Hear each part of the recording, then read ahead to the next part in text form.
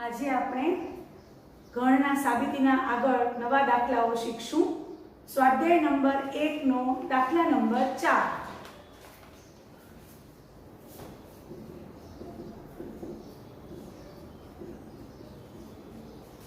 હવે રકમ એટલે લખું છું કે થોડીક નવી છે। સાબિત કરો કે નીચેની ચારે શરતો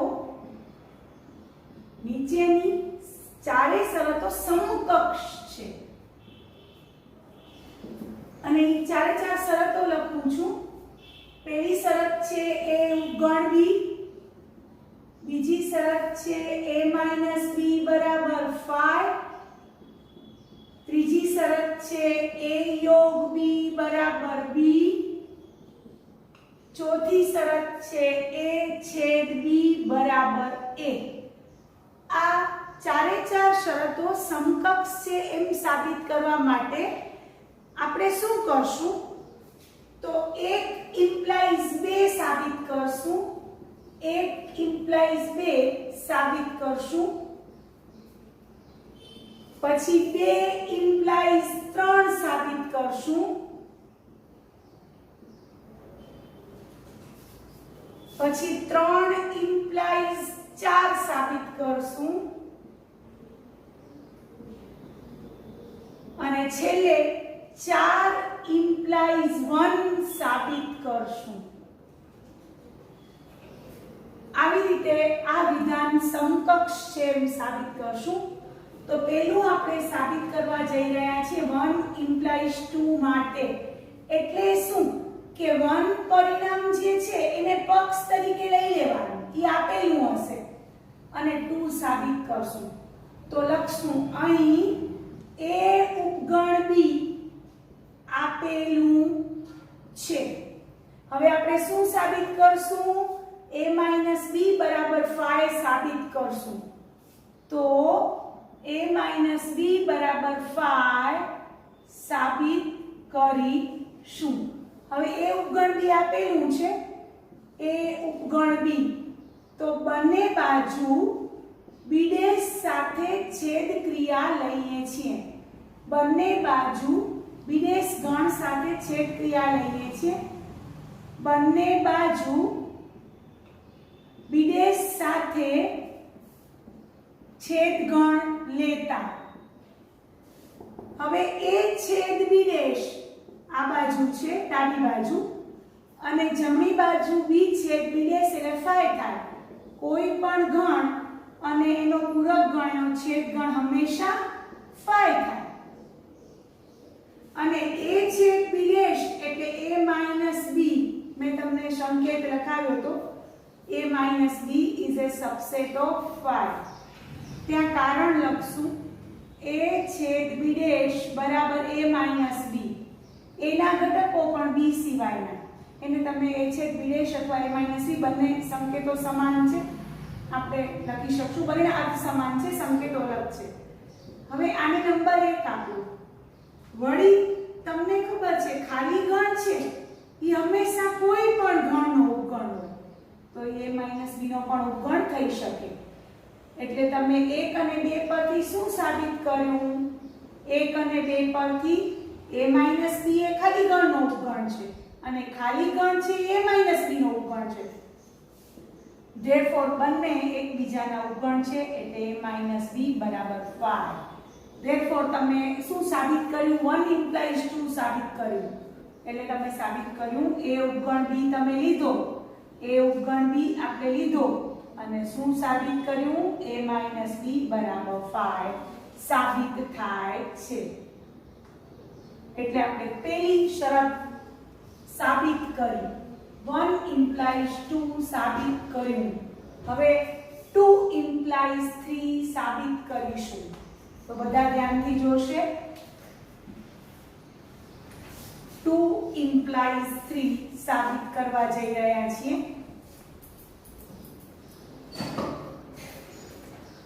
2 ઇમ્પ્લાઇઝ 3 માટે મારે આ સાબિત કરવાનું છે, તો 2 પક્ષ તરીકે લઈશ એટલે આ પક્ષ તરીકે લઈશ। a - b બરાબર 5 આપેલ છે, a - b બરાબર 5 આપેલ છે તો શું સાબિત કરશું? તો a યોગ b બરાબર b સાબિત કરીશું. આ આપેલું છે અને a યોગ b બરાબર b સાબિત કરીશું. તો આપણે ખબર છે કે a b બરાબર 5. તો a b એટલે a છેદ b ડેશ બરાબર 5, કારણ કે હમણાં જ મેં તમને લખાયું કે a b ને તમે a છેદ b ડેશ પણ કહી શકો છો. હવે બંને બાજુ b સાથે યોગ ગણ લઈએ છીએ. બંને બાજુ b સાથે યોગ ગણ. કારણ લખશું બાજુમાં. બંને બાજુ b સાથે યોગ ગણ લેતા જે કર્યું લખશું. હવે આ b યોગ a છેદ b ડેશ છે, તમે પાછળથી વિભાજનનો નિયમ લગાડી શકશો, ડાયરેક્ટ પાછળથી ચોક્કસ લગાડી શકશો. a યોગ b પછી વચ્ચે છે b ડેશ યોગ b બરાબર 5 યોગ b. કોઈ પણ ગણનો ખાલી ગણ સાથે યોગ ગણ એટલે ગણ પોતે થાય. અહીંયા તમે કારણ તરીકે લખી શકશો વિભાજનનો નિયમ અને બીજું કોઈ પણ ગણનો ખાલી ગણ સાથેનો યોગ ગણ એટલે ગણ પોતે થાય. હવે તમને ખબર છે કે a યોગ b છેદ b ડેશ યોગ b કોઈ પણ ગણ અને એનો પૂરક ગણ હંમેશા u થાય. હંમેશા u થાય. કોઈ પણ ગણ અને એનો પૂરક ગણ એ હંમેશા u થાય, સાર્વત્રિક ગણ થાય. અને હવે અહીંયા તમે જોશો કે u તો સૌથી મોટો ગણ છે, સાર્વત્રિક ગણ. એનો a યોગ b સાથેનો છેદ ગણ a યોગ b u થી નાનો હોય અથવા બરાબર પણ હોય. તો હંમેશા છેદ ગણ એટલે નાનો ગણ. આ બંનેમાં નાનો ગણ a યોગ b છે એટલે a યોગ b બરાબર b જે સાબિત થાય છે. એટલે આપણે શું સાબિત કર્યું કે a b બરાબર 5 લીધું. a b બરાબર 5 લીધું ઇમ્પ્લાય શું સાબિત કર્યું? a યોગ b બરાબર b સાબિત થાય છે. એટલે કે આપણે 2 implies 3 સાબિત કર્યું. હવે આપણે 3 implies 4 સાબિત કરીશું. તો એ રીતે આગળ વધીએ છીએ. 3 implies 4 માટે 3 implies 4 માટે લખશું 3 implies 4 માટે. હવે 3 એટલે આવ્યું a યોગ b બરાબર b આપેલી છે. અહીં a યોગ b બરાબર b આપેલ છે. આપણે સાબિત શું કરશું? a છેદ b બરાબર a સાબિત કરશું.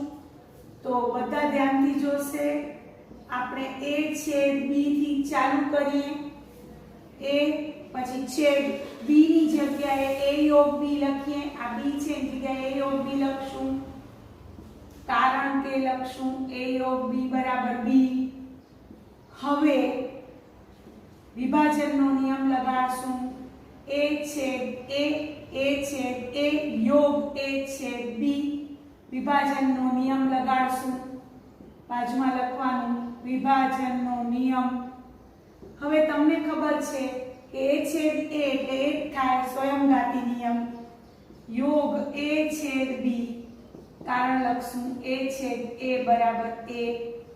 હવે a ગણ અને a છેદ b ગણ એમાં નેચરલી મોટો ગણ કયો હશે? a હશે. છેદ ગણ હંમેશા નાનો હોય તો બંનેનો યોગ ગણ કરવાનો છે એટલે મોટો ગણ એટલે a આવશે. અહીંયા કારણ આપણે લખી શકીએ. શું કારણ લખી શકીએ? a છેદ b is a subset of a. a છેદ b એનો ઉપગણ હશે.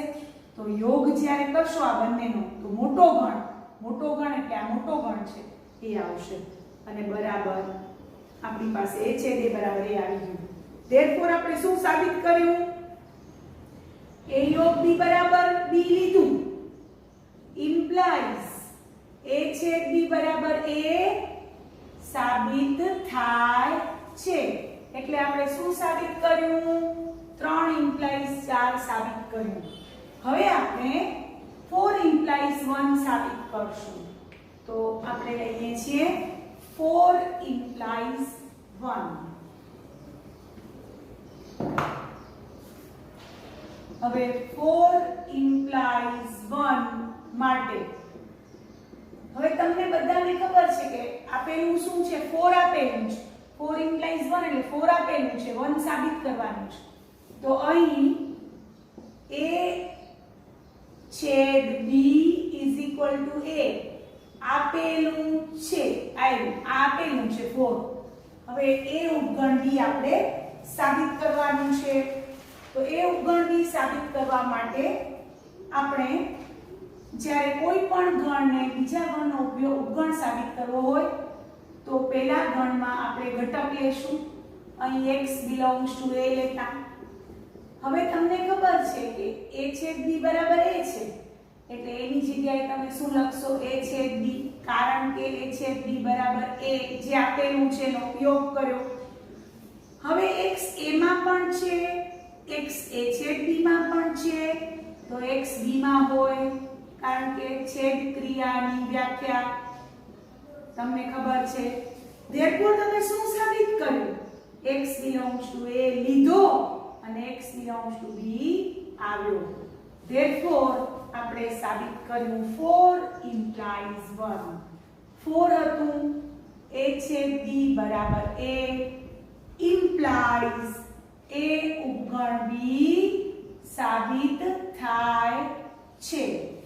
તો આ રીતે આપણે એક્ઝામ્પલ નંબર 4 જે સ્વાધ્યાય 1 નો એક્ઝામ્પલ હતો, 4 પરિણામોને સમકક્ષ સાબિત કરવા માટે આ રીતે સાબિતી આપી. મોસ્ટ આઈએમપી એક્ઝામ્પલ છે, બધા ખૂબ સરસ રીતે તૈયાર કરશે. હવે એક્ઝામ્પલ નંબર 5 માં પહોંચ્યા છીએ. તો એ પણ સાબિતીનો નાનો દાખલો છે, આપણે કરીએ છીએ. Example number 5.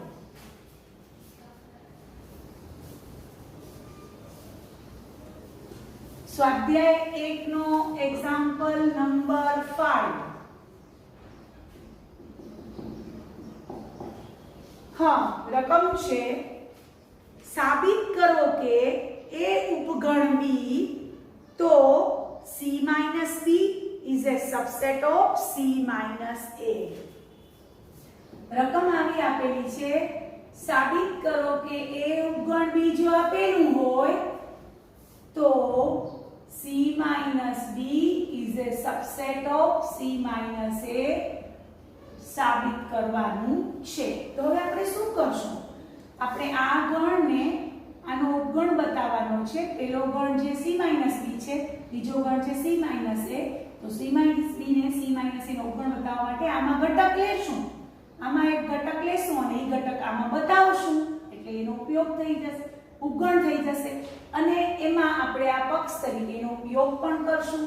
તો હું લખીશ કે અહીં a ઉપગણ b આપેલું છે, એને નંબર 1 આપી દઈશું, એ આપણા માટે પક્ષ છે. હવે આપણે આમાં એક ઘટક લેશું, x belongs to c minus b. હવે બધાને તફાવત ગણની વ્યાખ્યા ખબર છે. આનો મતલબ શું થાય? x belongs to c અને x does not belongs to b. x c માં હોય પરંતુ પણ લખી શકો છો તમે, અને પણ લખી શકો છો x c માં હોય પરંતુ b માં ન હોય, કારણ કે -b છે એટલે. તો અહીંયા તમે કઈ વ્યાખ્યા લખશો? તફાવત ગણની વ્યાખ્યા પરથી. હવે તમે વિચારો કે x c માં છે અને x b માં નથી. હવે આ એક પરિણામ શું કહે છે? a ઉપગણ b છે. જો મોટા ગણમાં x નથી તો નાના ગણમાં તો નહીં જોય, કારણ કે a ઉપગણ b છે, b મોટો ગણ છે, a નાનો ગણ છે. તો આપણે તરત લખી શકશું x does not belong to a, કારણ કે એક પરથી, કારણ કે મોટા ગણમાં નથી તો નાના ગણમાં પણ નહીં જોય. હવે આપણે આનો મતલબ શું કરશું? x c માં છે અને x a માં નથી. તમે આની જગ્યાએ પરંતુ પણ લખી શકશો એટલે લખશું x belongs to c minus a. તમે x c - b માં લીધો તો આવ્યો શેમાં c - a માં, એટલે તમે શું સાબિત કર્યું? x belongs to c - b implies x belongs to c - a. Therefore c - b is a subset of a સાબિત થાય છે. તો આ રીતે નાનો એક્ઝામ્પલ, નાની રાઇડર આપણે ગણી. હવે એક્ઝામ્પલ નંબર 6 માં જઈએ છીએ. એક્ઝામ્પલ નંબર 6 મોસ્ટ આઈએમપી છે રાઇડર, એ પણ આપણે કરીએ છીએ. Example number 6.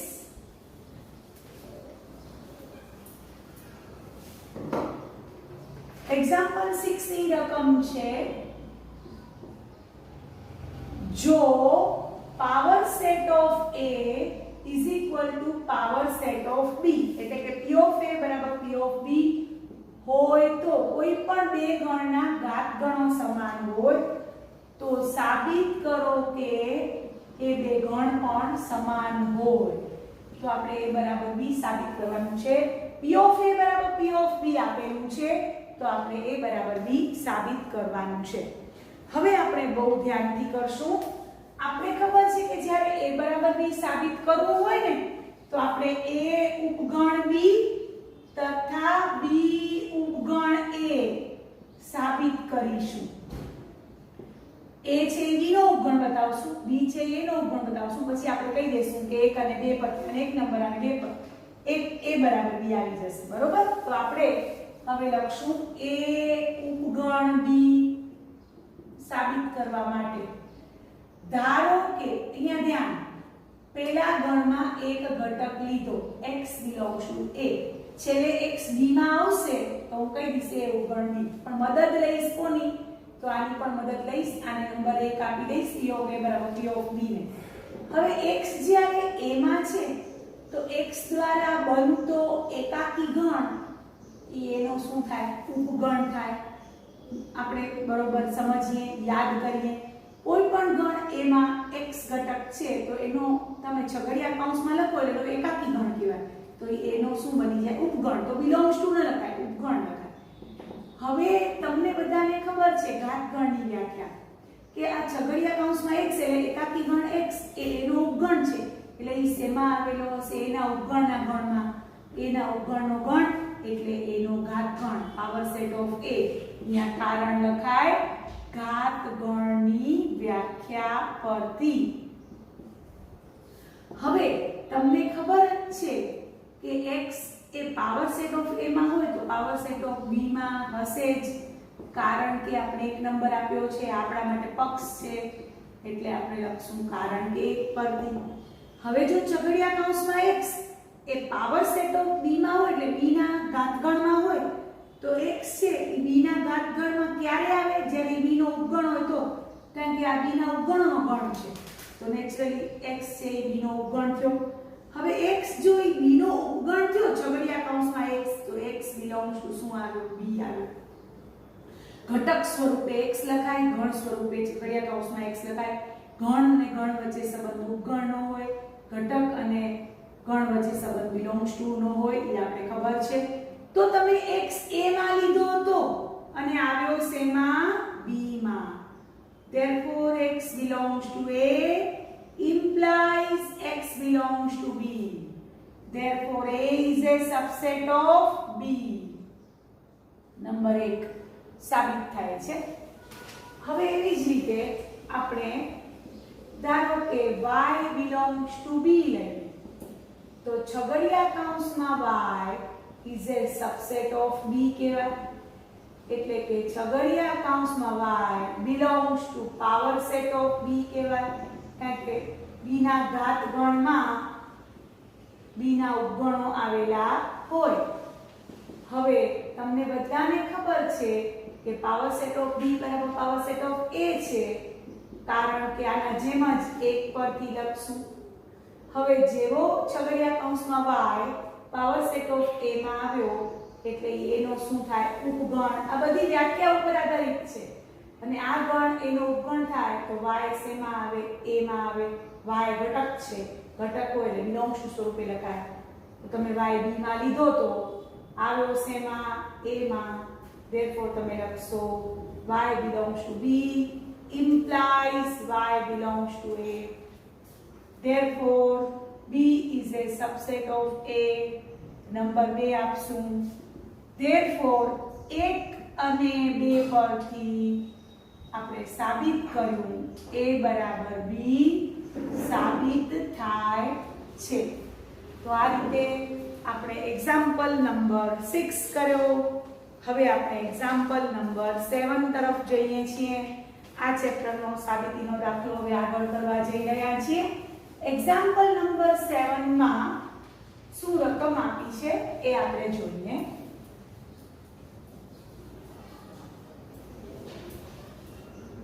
એક્ઝામ્પલ નંબર 7 માં ગણ a અને b માટે p of a એટલે કે a નો ઘાત ગણ યોગ b નો ઘાત ગણ એટલે p of a યોગ p of b બરાબર p of a યોગ b હંમેશા સત્ય છે એવો પ્રશ્ન છે. હંમેશા સત્ય છે ચકાસો. તો આપણે આ એક્ઝામ્પલમાં ગણ લઈ a અને b કોઈ પણ બે ગણ લેશું અને એના આધારે આ પરિણામ સત્ય છે કે નહીં તે ચકાસશું. તો આપણે ગણ a લેશું 1 2, ગણ b લેશું 2 3. હવે a યોગ b શોધી લેશું. a યોગ b એટલે આવશે 1 2 3. હવે તમને બધાને ખબર છે p of a લખશું. p of a એટલે a ના ઉપગણોનો ગણ.